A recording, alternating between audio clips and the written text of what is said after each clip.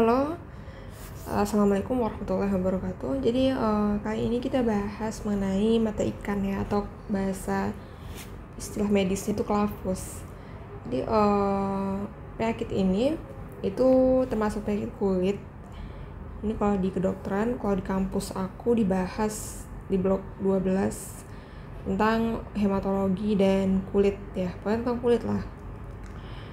Clavus atau awamnya itu sering kita sebut dengan sebutan mata ikan ya. Oke. Clavus itu kelainan kulit hiperkeratosis. Jadi timbul hiperkeratosis, batasnya tegas, tidak rata, tampak seperti kerucut terbalik dengan alas permukaan kulit dan puncaknya di dermis. Biasanya kalau di soal kampus aku tuh kata kuncinya tuh ini ya, tampak seperti kerucut terbalik ya.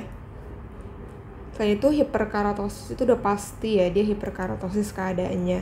Batasnya juga tegas, tidak merata.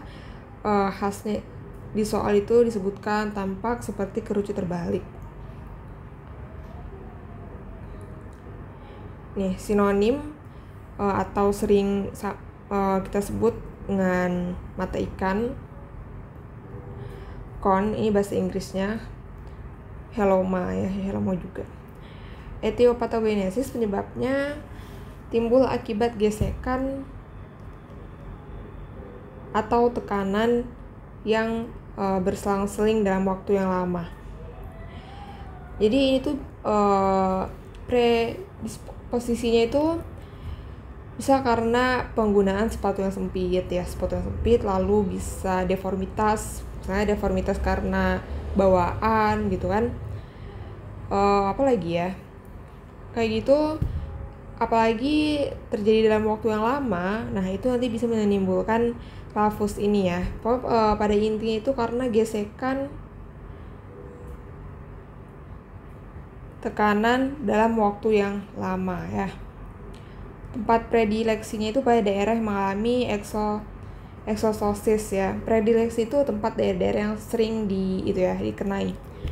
Misalnya persendian metatarsal palang, jari kaki, dan plantar pedis.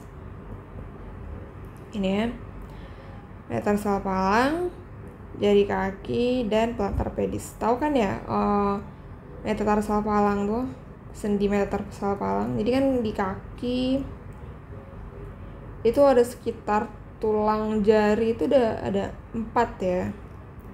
Misalnya ini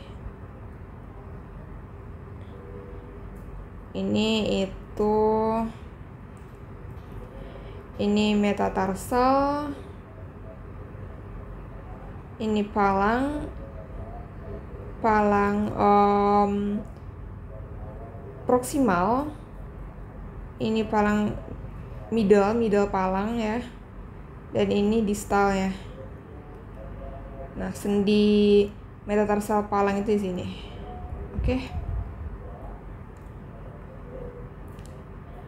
Jari kaki dan plantar pedis. Khususnya apalagi kalau di plantar pedis tuh khususnya tuh kalau di telapak kaki ya, telapak kaki kan kaki kita kan enggak rata. Pasti ada bagian-bagian yang paling sering terkena permukaan tanah, permukaan lantai. Nah, itu yang paling sering kena clavus ini ya, karena tadi paling sering terkena tekanan dan gesekan dalam waktu yang lama. Oke. Gambaran klinis itu ada 2, clavus lunak dan clavus keras. Pengerasan biasanya berakhir pada serabut saraf di dermis hingga menyebabkan nyeri.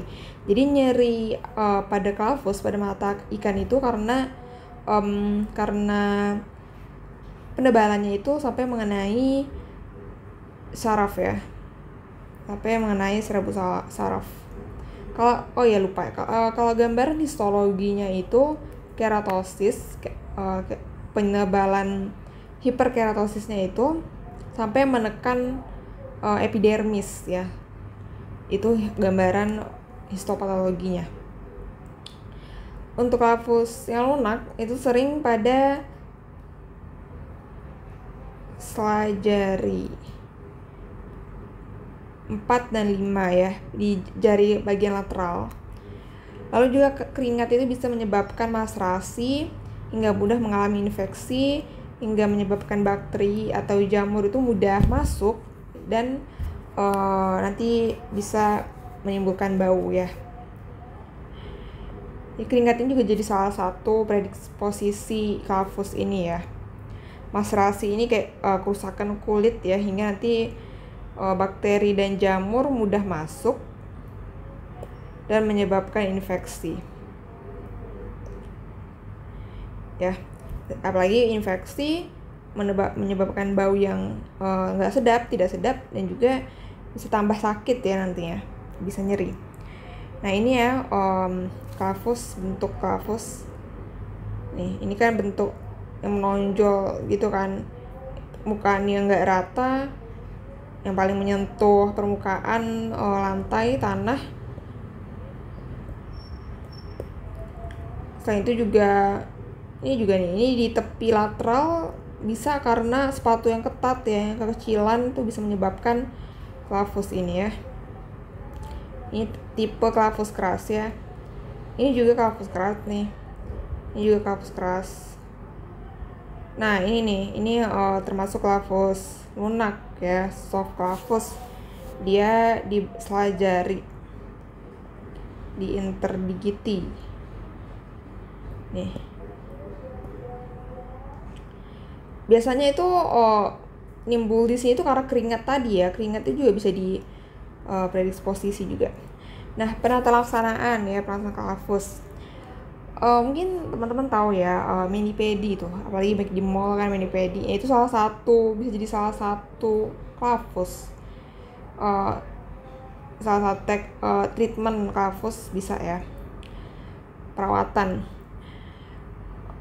Tentunya selain itu hindari predisposisi, misalnya tadi penggunaan sepatu yang ketat, yang sempit, lalu juga deformitas sebaiknya ya diobati ya, daripada nanti klavusnya hilang timbul kan.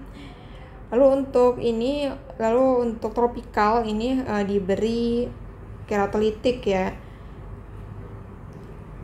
untuk melunakkan itu dengan salep asam salisilat, asam trikloasetat 40%, krim urea 40%. Ini termasuk 3 ini termasuk keratolitik. Lalu juga eksisi juga untuk mengeluarkan inti dari klavus ya, eksisi total. Ini untuk surgery-nya. Untuk yang non morfologinya itu ya tadi eksisi total. Oke, sekian. Assalamualaikum warahmatullahi wabarakatuh.